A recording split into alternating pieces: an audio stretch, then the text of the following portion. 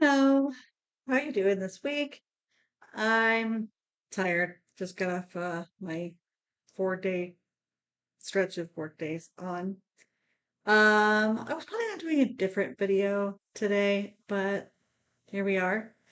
Just got off the phone with my cell phone provider after having to deal with another broken phone. Guys, you know how reliant we've become on our cell phones. Like before these cell phones were invented, what did we do, right?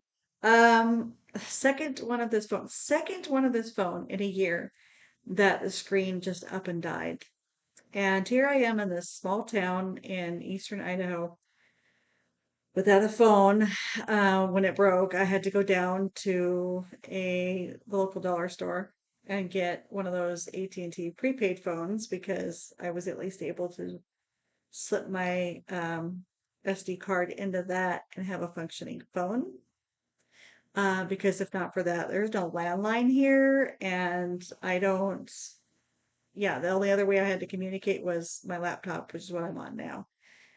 Thank goodness I had that. I literally emailed my husband and then sent him a Skype message and said, "Hey, can you call me over this because my phone died again?" So I just got off the phone with talking to them, and now apparently I have to drive 2.5 hours away to a phone repair place to go get that taken care of, and have to wait till the end of the week. Working night shift after you work several days in a row, especially when you work nights, you don't get as good a sleep. No matter how long you work nights. I've worked nights now for 6 years, and it's my norm, but it's still not the regular body circadian rhythm, and getting enough sleep is hard in between shifts sometimes. So I'm tired, and there's no way I'm going to get in my truck and go drive 3 hours away. The roads are a little bit icy this morning, too. Sorry, I got a hair in my eye. So I'm going to have to wait a couple more days before I can go down there and do that. I might see if I can find one of my local coworkers that knows how to get down there and all that stuff, how to get there. See, try to bribe somebody to come with me so I don't go by myself. But yeah, that's the super fun part about being in a small town, a rural access facility. And if I was back home, I'm sure there's probably a closer store. I don't know. I need to look. What was hilarious is I'm on the phone with the guy, right? So I'm on the phone with the customer service person, and they're trying to help me with the claim for my phone. And they said, well, I could go to one of these stores to go. It's a repair shop, a special one, a certain repair shop that I can go to get it fixed. It has to be their store. I can't just go to any phone repair store. Sorry, the light keeps trying to adjust and readjust. Anyway, maybe if I turn on this light. Sorry, give me 1 second here.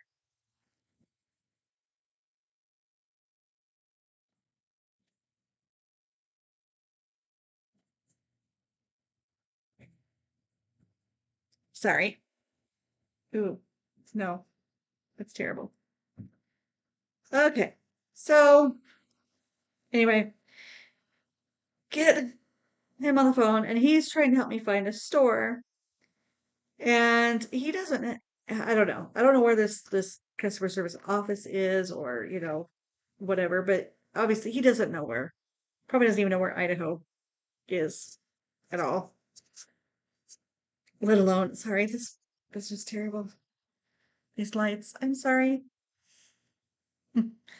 Um.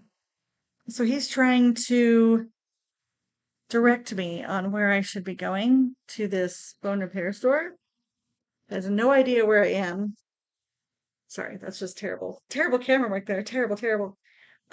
He has no idea, so I end up going on my computer here and I start searching for the store and I start pulling up all the local stores and where they are, and they're just getting progressively further and further away the further down the list. There's nothing closer than a like 2.5, 3 hour drive from where I am. So But he had no idea, where I was. It's not like he could say, "Oh, I know where that is. I know. Let me pull up the closest city and I'll see where there's a store." No, I had to do the research on that. So, yeah. So that's gonna be my adventure for this week.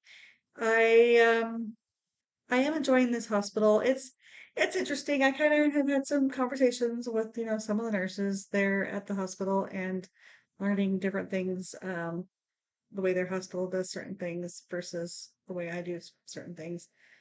Um, and what I've learned in my past, but they're, it's all good. And then I talked to one of my fellow nurses and hey, maybe that I used to work with, it might be interesting to find out that I have someone else that I know that might end up wanting to come down and work in this area. But it's real pretty here. It really is. It's just I'm by myself down here, so I don't know. Yeah, the or the amount that we rely on our electronics is ridiculous. I have like I said, my phone and my laptop, and I am very thankful that I have this. What is your experience with phones?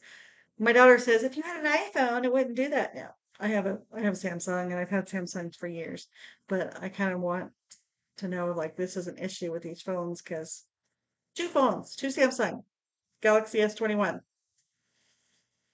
screen just up and died, no apparent reason. So so what else has been going on for the week? I went home last week and then I came back here. Um, it rained the whole way driving back here, and then I just went right back into my work stretch. And I don't know if I'm gonna make it home again during the month of March. We'll have to see. Um, because driving home, it's a 5.5, 6 hour drive, and it's got to be worth it. I've got to have couple days in a row off to make it worth it to spend that money on gas. Gas prices are going up. Oh my gosh. Everyone's talking about all the gas prices going up. But then I heard back home that there was a couple gas stations that ran out of gas. What's up with that? What's happening? What is going on with our economy? What is going on with the country? I don't know. You know, most of us just want to go to work and do our jobs and take care of our families, and the world's gone completely insane. And when you're in a small town like this, you feel a little bit more insulated because, there's not the big hustle and bustle of the big cities, but it's I don't know. I just I don't even know what to think anymore. I don't even want to watch the news. I don't watch mainstream media news because I don't know. I feel like no matter what side you are on the political spectrum, it's not giving you the right picture, I think.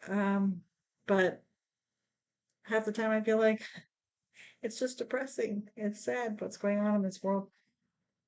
Um, yeah, so I was gonna do a video on my tips and tricks and different things that I've learned so far as a new traveler, but to people who haven't like they're interested in traveling, maybe they haven't started yet, they've thought about doing it and just haven't made that leap yet.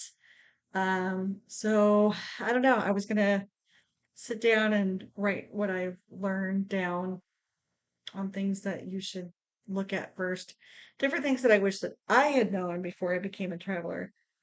So if you'd like to see that video, let me know. I will go ahead and post that. That was going to be my idea for the day. And then I came home from work and was super tired and frustrated and had to call the phone people. And yeah, there's that.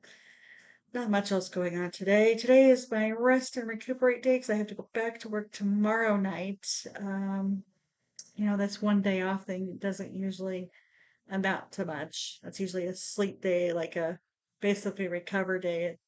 Working 12-hour nights, you kind of end up feeling like you have a hangover. That's really the only way that you can, associate it with other things. Sleep deprived, just kind of fuzzy head and feeling not 100% great sometimes. Sometimes it really does take a lot out of you working the night shift. But I love working night shift. I don't want to work day shift. I have zero desire to work the day shift. I tried it once, didn't like it. Um, but it's hard on the body. It really is. We were not meant to be nocturnal people. We were meant to be, asleep at night and work during the day. Um, what else would you like to see in a video? I'd like to get out,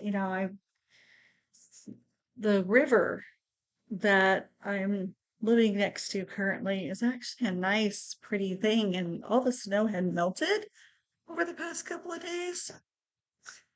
It snowed a tiny bit last night, but it looks like, I don't know, I'd like to take a walk, along the river here, I think, maybe one of these days. I just haven't made it up there yet. Every time I think I'm gonna do that, I end up either something else comes up or I just don't feel like it. You see the river behind me? Yeah, it actually is nice out there. There wasn't snow on the mountain yesterday, and now there is. So it did snow a little bit last night. It's kind of cold, cold outside today. It had gotten up to like almost 54 degrees or so. It was like warm spring, and then second winter came. Uh, Idahoans, we know the seasons are like winter, fall, spring, second winter, second fall, spring, third winter, um, mud season, lots of rain, and then you have ridiculously blazing hot, dry summer, and then by October or so it starts snowing a little bit, gets really cold again. Our very first, I think it was our first year in Idaho, our first Halloween with the kids. It was 17 degrees on Halloween. Didn't snow, but it was really cold. And my kids were just miserable and didn't want to finish trick or treating because it was just too darn cold. So I don't know. It was, like 28 degrees this morning when I got in my truck. A little frosty on the truck. So, yeah, there isn't a whole lot else for me to say at the moment. I'm kind of rambling at this point, but let me know if you want to see my tips for people who haven't traveled yet and maybe want to start getting a little bit. I work with a lot of other travelers and, can kind of get a feel from them too, what their tips and tricks are. Some of these people have been traveling for a while. There are a lot of travel nurses. Actually, it's kind of sad in that most facilities that a lot of hospitals right now have more travel nurses than they do core staff. Um, and that's certainly the case, I think, where I am right now. There and they're great people, great nurses.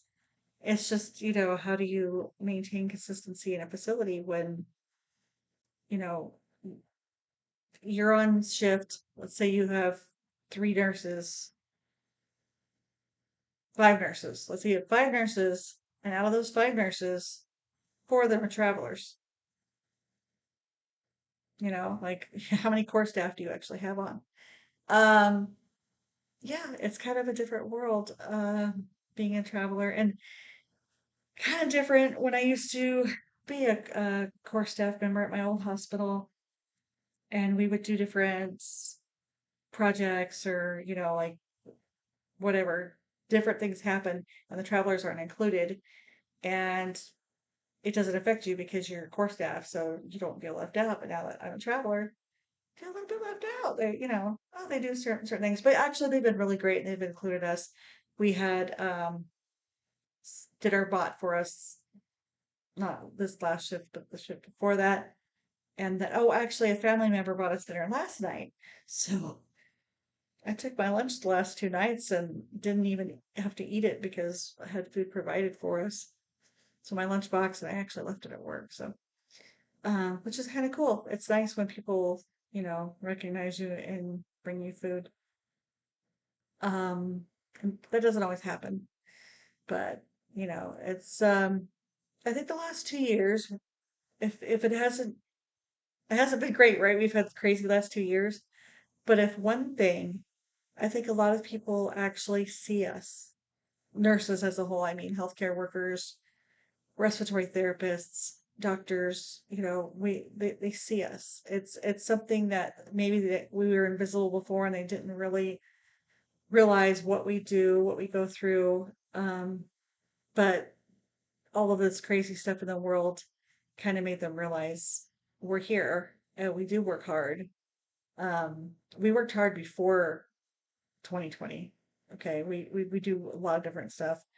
We save people's lives, we help people die, we take care of people with cancer, with all sorts of different things. And there's a lot of people in this world that feel, I think they feel entitled and they feel like, they come to the hospital and we are there to cater to their every need. Not everybody. There's not every patient we come in contact with. But there are people out there, and that's a little frustrating. But there are some grateful, wonderful, happy people too. And I think I feel like I've noticed that a bit more um in the past probably year and a half or so. Took care of some really nice people this week, and that was nice, and it's great when people recognize the hard work that you do. And it doesn't have to be buying you dinner. Even just, signing a card and leaving it with the staff or just saying thank you, which is nice. Just to say thank you. To appreciate your nurse, to appreciate your CNA, to appreciate your doctors, all the people. And one lady I was talking to was like, yeah, you don't realize how many people are behind the scenes. Every phlebotomist and lab technician and food service people, the people cooking the food, the people delivering it, laundry. Um, there's so many people involved in making a hospital work. The hospital I'm at right now is really small, and a lot of people wear different hats. And the nurses, we kind of have to do a bunch of stuff. We don't have dedicated IV teams and dedicated, um, you know, lab technicians aren't always there. Sometimes we have to do our own labs. We have to be our own CNA sometimes because they don't have CNAs on at night. Um, which so you get spoiled when you're at a bigger facility that they have all of that, right? But even in the smaller hospital, there's still a lot of people that make the hospital go round.